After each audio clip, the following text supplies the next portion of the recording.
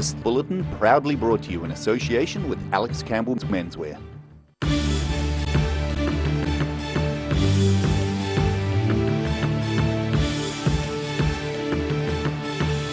Tonight on The South Today, all of the major parties were represented at a political forum today on the topic of child poverty, including former Green Party co-leader Maturia Turai. A Queenstown holiday park is charging ahead of others sourcing electricity from the sun. And the Moscow Ballet is getting a new production manager, and he's from Invercargill.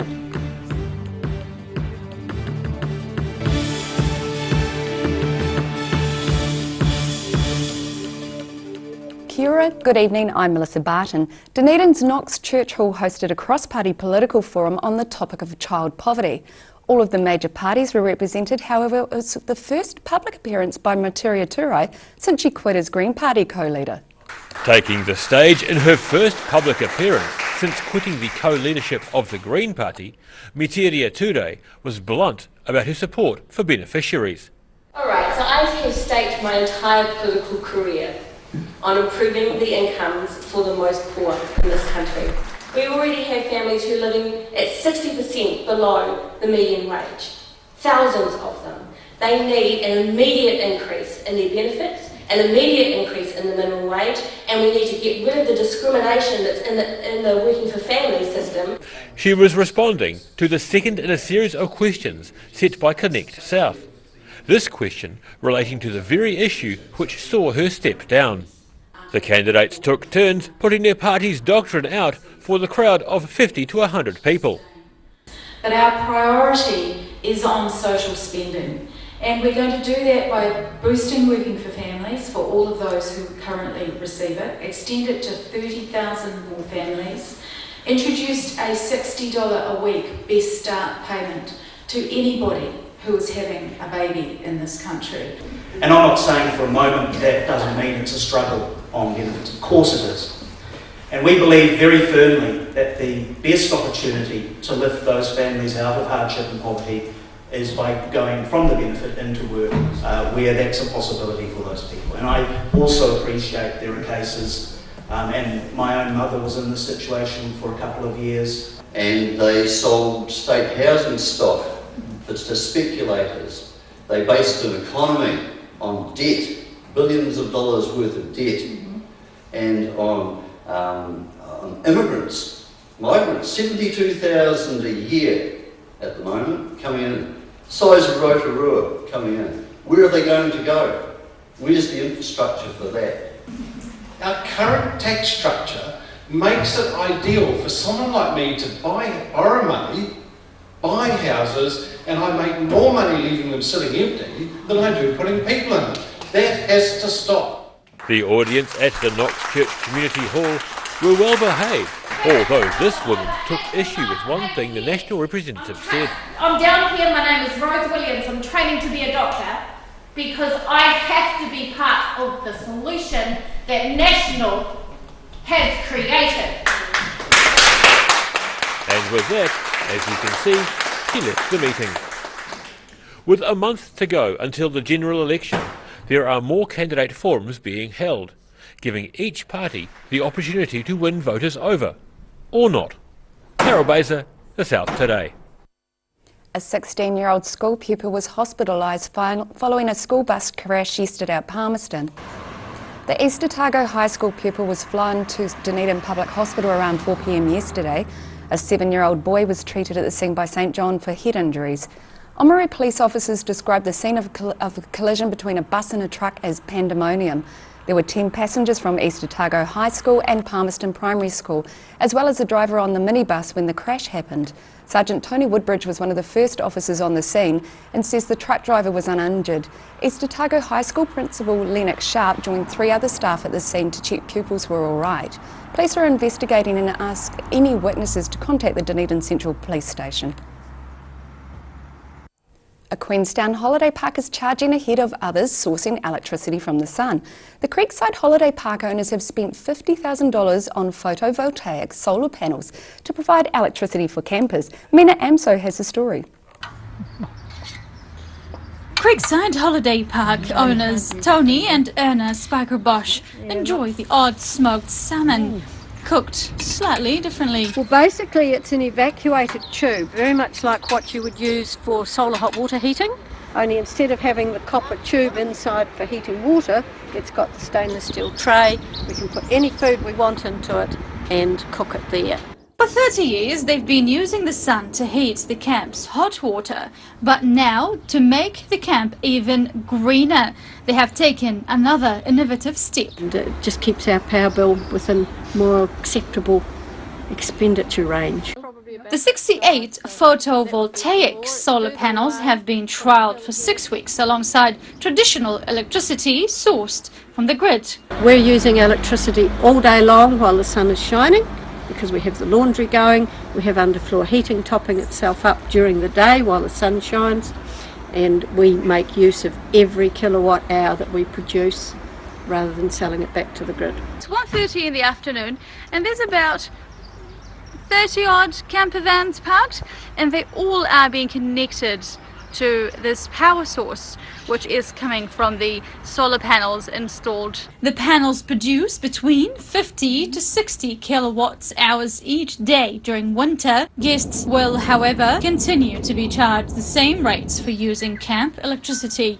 We can maintain the prices much better and more competitively. Wanaka environmental consultant Morgan Kneeson says photovoltaic panels do give value for money. When you buy the panels, that value of the panels is paid back almost 3 times over the life of the panels.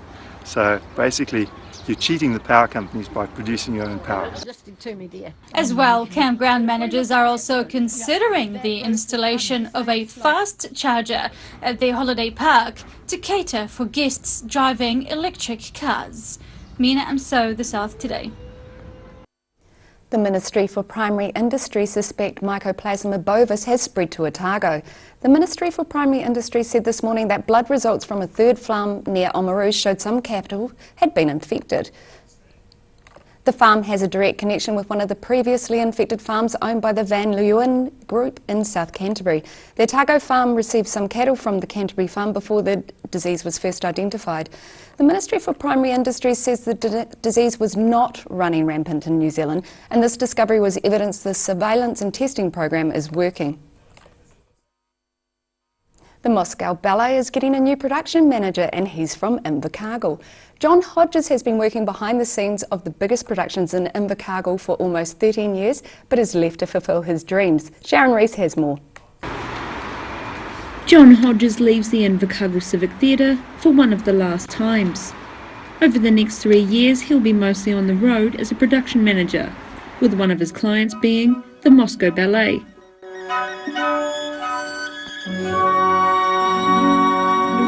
Other big international artists will also be his clients, providing Hodges with the job he's dreamed of.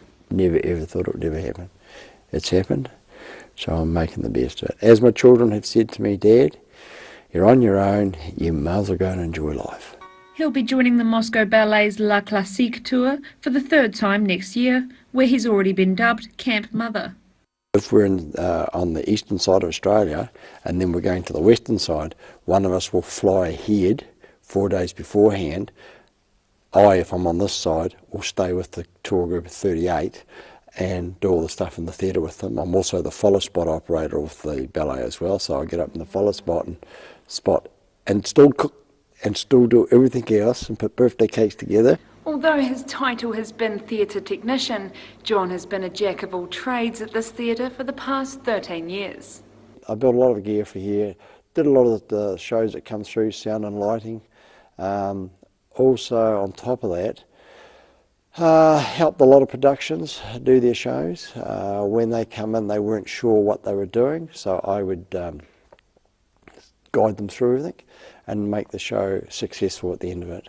John will join Scottish singer Isla Grant's Australian tour at the start of next month and won't return home to visit for another 3 months. I'm Sharon Rees for The South Today. Still to come on The South Today, the Otago Museum has a new unusual substance called Vantablack, which is believed to be the darkest man-made material on Earth. And pupils from Kakanui School are busy making a short film as part of a local fundraiser.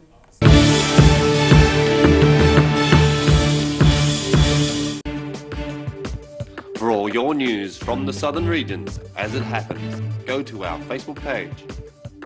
The South Today, connecting you with your community thanks to New Zealand On Air.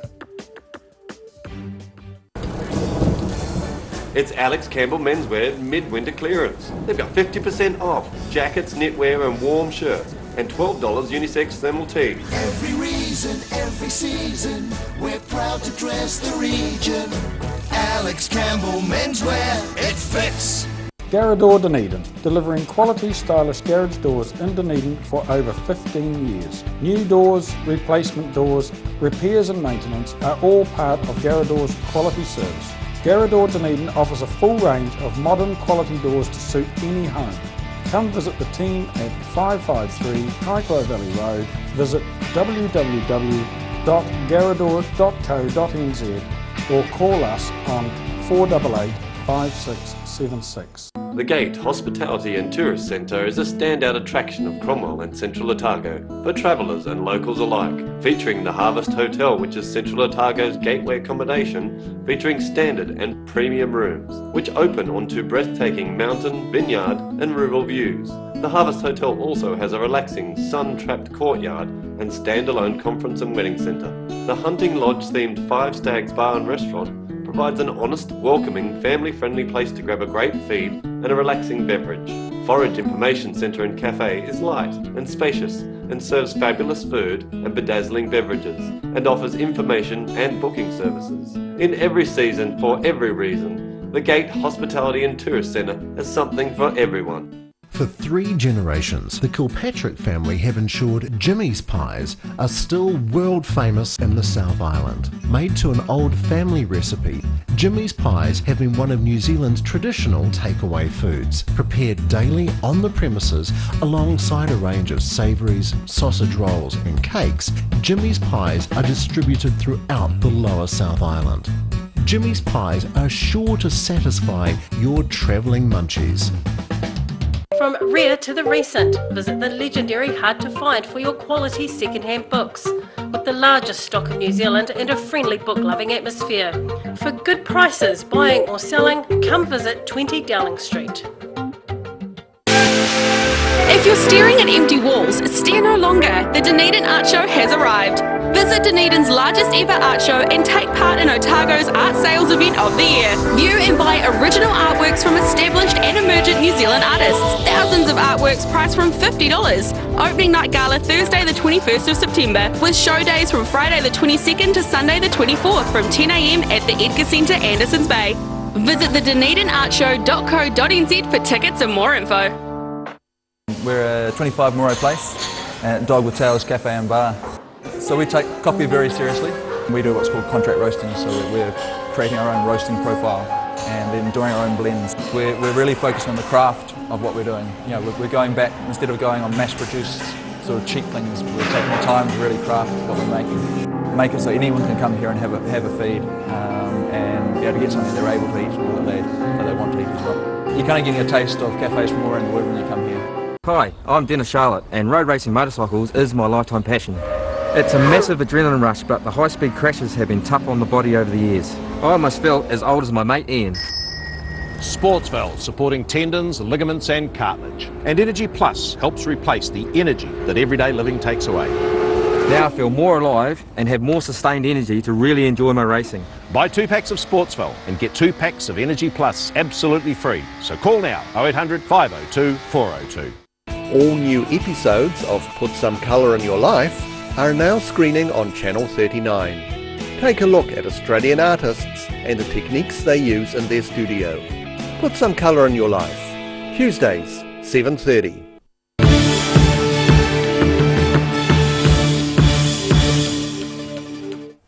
Welcome back. If our national rugby team springs to mind when you think of the colour black, the Otago Museum might change your perspective. The museum this week imported an unusual substance called Vantablack, which is believed to be the darkest man-made material on Earth. In Dunedin this week, it's all about black. And for these keen All Black supporters, it's not just about the rugby. I'm Rosella Bone. This week, Vanta Black, even blacker than the colour of our national team, has arrived at Otago Museum and it's taken the Twitter sphere by storm. Otago Museum's Dr. Anthony Stumbo says that's down to the microscopic nanotubes. Vanta Black is a complex array of carbon nanotubes that are extremely small and extremely long and straight, and so when light hits it, it's like a really tall forest. Light penetrates in, bounces around the trees, and can't bounce back out. The carbon nanotubes absorb 99.6% of light. They're tubes that are 1 atom thick, and they're about 50 microns long, and then they're placed in various distances apart, so they can absorb wavelengths of light that go between them. And so when a certain wavelength hits a gap, it bounces down that tunnel between the tubes and can't come back out, so it's completely converted to heat. The public may only ever see Vanta Black up close if they own luxury items. There's a Vanta Black watch, but more excitingly, the potential for solar arrays is great because since it's absorbing all the light and converting it to heat, it can change how we look at solar panels. Vanta Black has competition from American-based company Nanolabs Singularity Black, a paint originally designed for NASA that absorbs light to an exceptionally high level, meaning surfaces painted with it appear completely flat. But is it blacker than Vanta Black? They're both extremely black. I mean, that's a lot of light being absorbed, but Vanta Black is next to almost no light being reflected back. Rosella Bone, The South Today. Pupils from Kakanui School are busy making a short film as part of a local fundraiser. The South Today met the aspiring directors. Camera, action! Kakanui schoolmates Leah Morrow, Koru Perry and Ella Nielsen are working on a short film entitled Welcome to Our World, or is it a vanishing world? It's about Kakanui and like Campbell Bay and like the white bait fishing spot and stuff like that. The film also covers the history of the area. It's about the history of Kakanui along the coastlines and the beaches and about the bridge and just really the history of Kakanui. Koru reckons Kakanui is a great place to live. I think it's a really nice place. In a way, not like the ideal spot to live, probably better for holiday. The film is part of a project to raise funds for the redevelopment of Oamaru Opera House. Rudy Adrian, The South Today. After the break on The South Today, Central Otago dog owners are barking mad at the scene of an unusual contest this weekend.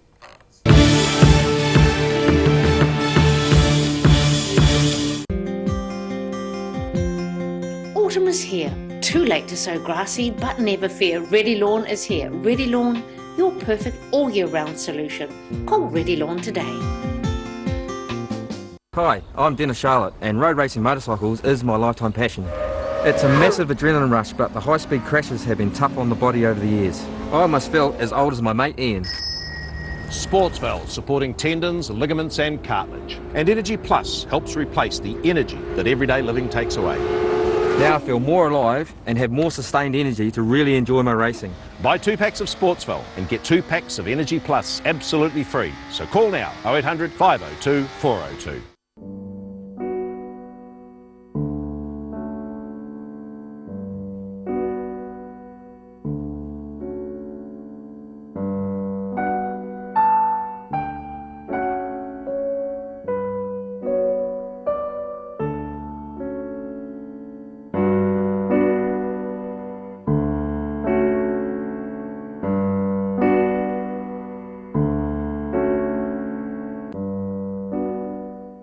Active Furnishers Limited, home of quality service with superior product and an in-house design team who are always happy to advise and create an imaginative solution for you. Active Furnishers Limited, part of Dunedin's design history. The University of Otago, an institute of world-class education and the social epicentre of the city, with outfits needed for more formal functions like the ball and for less formal functions like the zoo. Are you sure? Yeah, trust me. Yeah, Dad, you'll definitely see me. I'm the one in the yellow and blue face paint and the onesie in the zoo.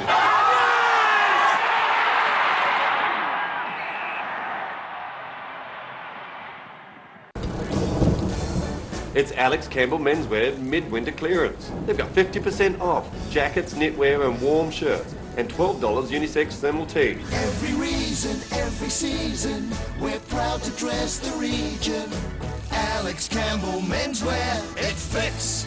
For 3 generations, the Kilpatrick family have ensured Jimmy's pies are still world famous in the South Island. Made to an old family recipe, Jimmy's pies have been one of New Zealand's traditional takeaway foods, prepared daily on the premises alongside a range of savouries, sausage rolls and cakes. Jimmy's pies are distributed throughout the lower South Island. Jimmy's pies are sure to satisfy your travelling munchies. Bring some more joy into your world by adopting one of our adult animals at SPCA Otago. Call now on 473 8252. Please adopt a pet now, they will love you forever. When it's time to say goodbye to your pet, Heaven Sent Pet Cremations are here to help you through this difficult experience. Call Heaven Sent Pet Cremations today for their care and guidance. Phone 489 2274. They say nothing in life is free, but some things are, like smelling the flowers, random acts of kindness, hugs, compliments, nice hat, and best of all, how good is free TV? More shows than you can shake a stick at. New Zealand, watch it live for free, on demand for free, record for free, with Freeview.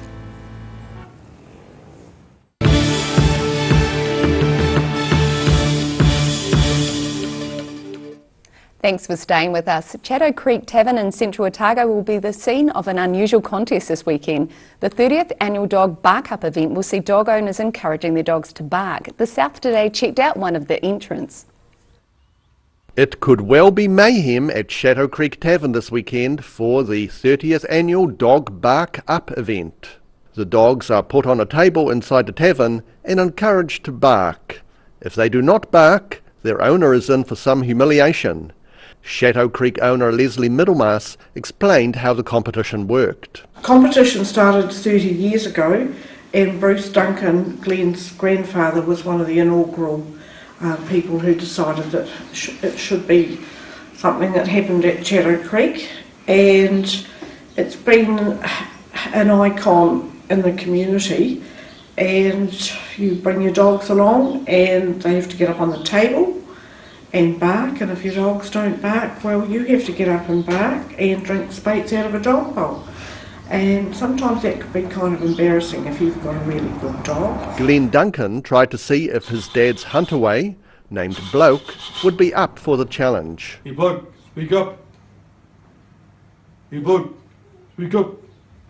Speak up, speak up, speak up, speak up, speak up.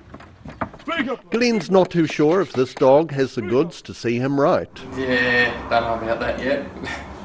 Might have been a bit more practice. Glenn's still got a few more days to train the dog to bark on cue. Rudy Adrian, The South Today. Speak up, speak up, speak up. And now recapping tonight's top stories on The South Today.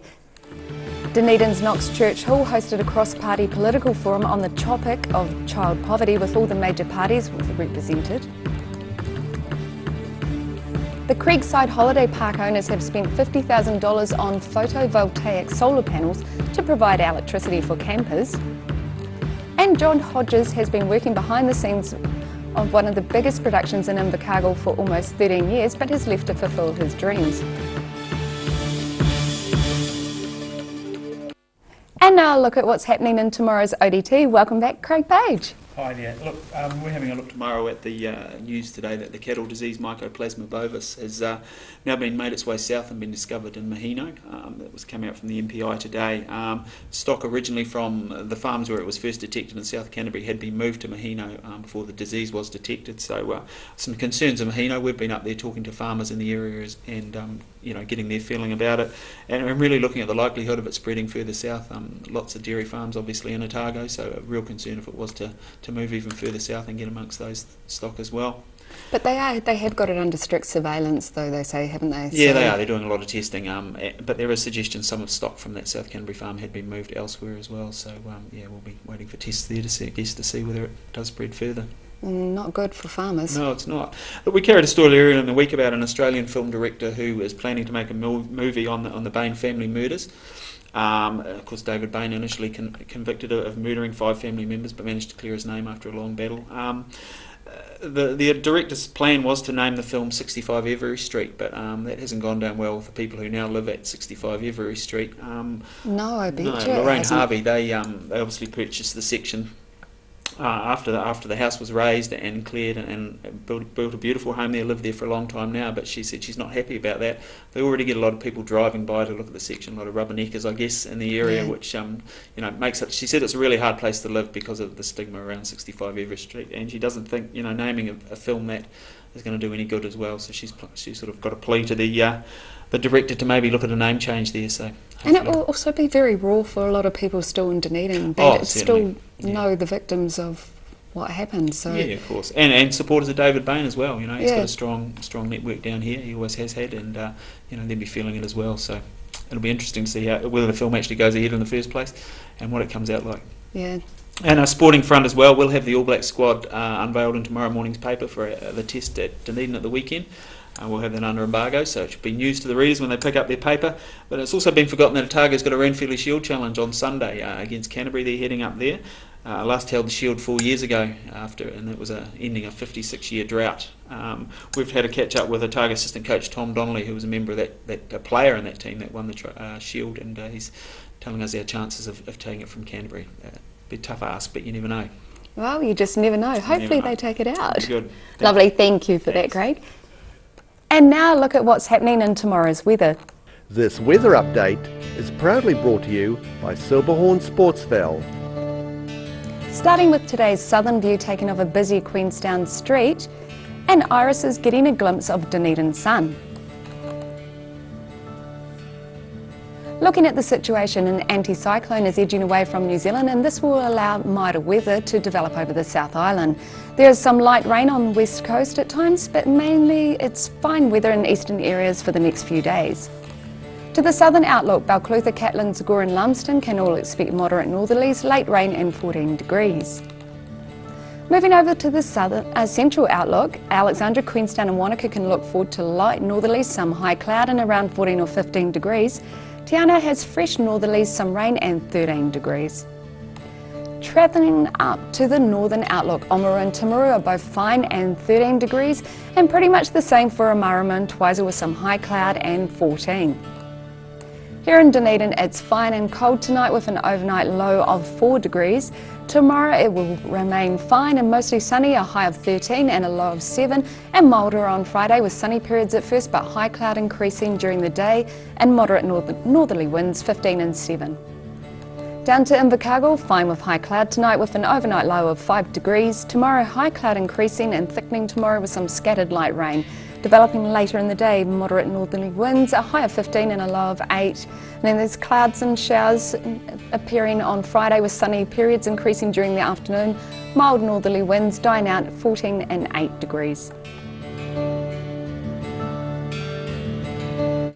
And that's our news for this Wednesday. For the latest news from the South Today team, you can follow us on YouTube, Facebook and at channel39.co.nz. I hope you all have a great evening. Take care. Ka kite anō.